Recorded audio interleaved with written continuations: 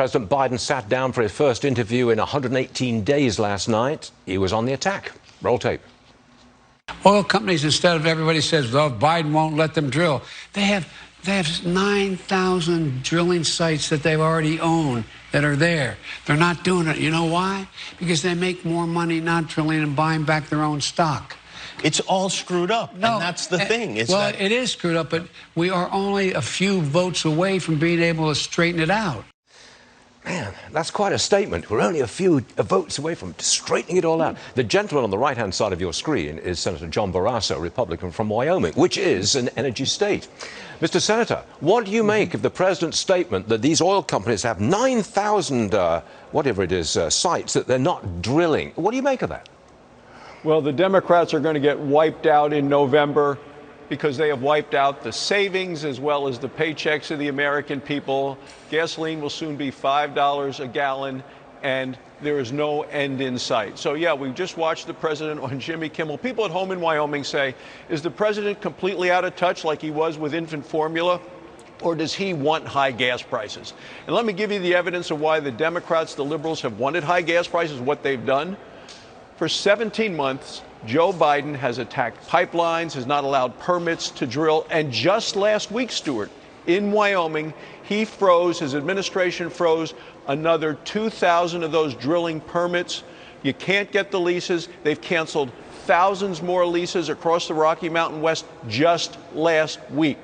So I've said for a long time that Democrats have won high gas prices because their liberal policies are to try to force people into electric cars. Did they give any reason why they shut down those 2,000 leases in Wyoming? Oh, they want to do more environmental studies. They want to talk about that. They've gone after 2,000 there. It's over 4,000 across the Rocky Mountain West. So I don't know if the president isn't being informed.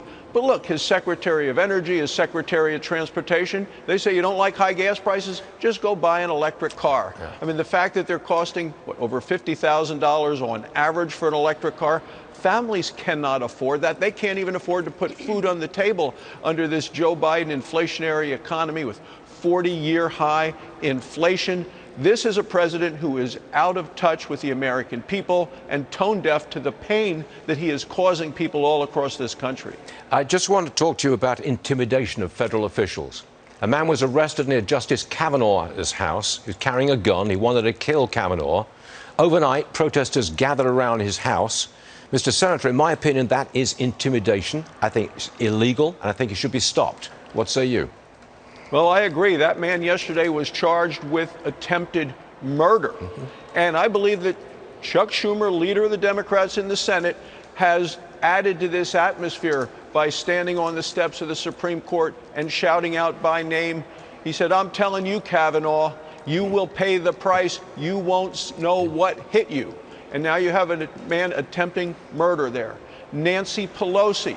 What happens with her? There's a bill on the floor of the House of Representatives. She won't bring it up for a vote to provide the protection that all 9 members of the Supreme Court should have at times like this when emotions are running so high and the Democrats are doing nothing to lower that temperature. My concern, Stuart, is it's going to get worse. Indeed. Mr. Senator, thanks very much for joining us, sir. Very important subjects today. Appreciate it. Thank you, Stuart. Thank you.